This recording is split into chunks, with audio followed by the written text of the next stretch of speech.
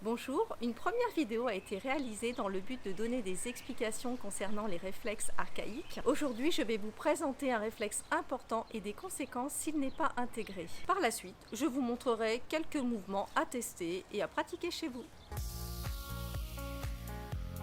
Le réflexe tonique asymétrique du cou, ou appelé le RTAC. Le réflexe typiquement actif lorsque l'enfant est en difficulté d'apprentissage. C'est le réflexe de l'apprentissage scolaire. Les problèmes de mémoire, les troubles de l'attention, de la concentration, les difficultés de coordination. Il émerge à 18 semaines dans l'utérus. Ce sont les petits coups de pied du fœtus. Il intervient pendant l'accouchement, aide l'enfant à naître et permet au bébé d'avancer dans un mouvement de rotation dans le canal utérin. Le RTAC s'intègre à l'âge de 6-7 mois, au moment où le bébé démarre son rampé.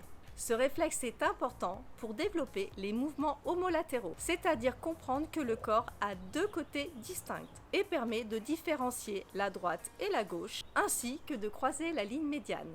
Il entraîne également la vision binoculaire, c'est-à-dire la capacité des yeux à fonctionner ensemble. Voici quelques conséquences possibles si ce réflexe n'est pas intégré. Les troubles 10, dyslexie, dyspraxie, dyscalculie, dysorthographie, difficultés dans la lecture, l'écriture. Ils vont avoir un manque de coordination, de latéralisation à traverser la ligne médiane et une poursuite oculaire difficile.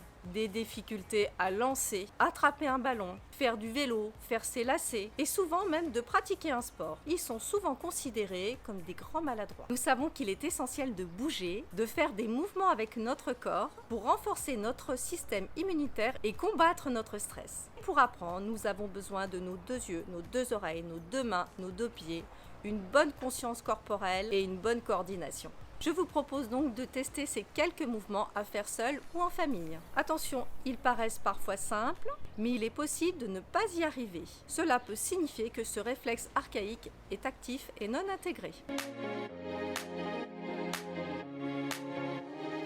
Allongé sur le dos, tournez la tête d'un côté à l'autre lentement. Cet exercice peut se faire de plusieurs façons. Les yeux ouverts, vous pouvez fixer un point sur le plafond ou décrivez un arc de cercle. Si trop difficile, les yeux fermés et dès que cela est possible, les ouvrir. Si ce n'est encore pas possible, vous pouvez l'aider à amorcer ce mouvement en mettant vos doigts de chaque côté au niveau des tempes.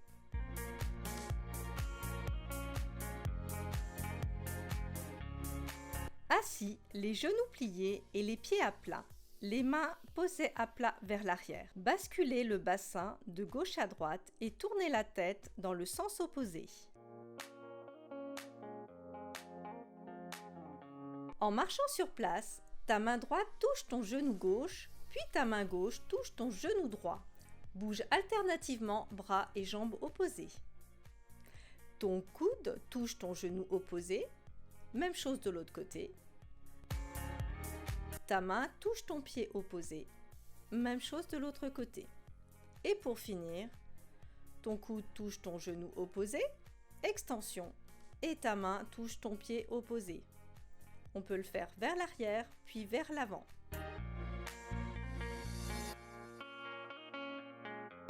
Avec le pouce, le bras à distance de lecture, la tête ne bouge pas, seuls les yeux suivent le mouvement de la main.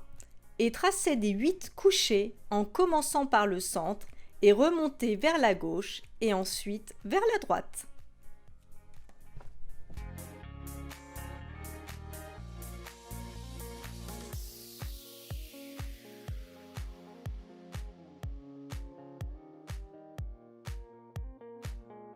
Vous avez la possibilité de le faire avec un crayon rigolo ou une petite cuillère.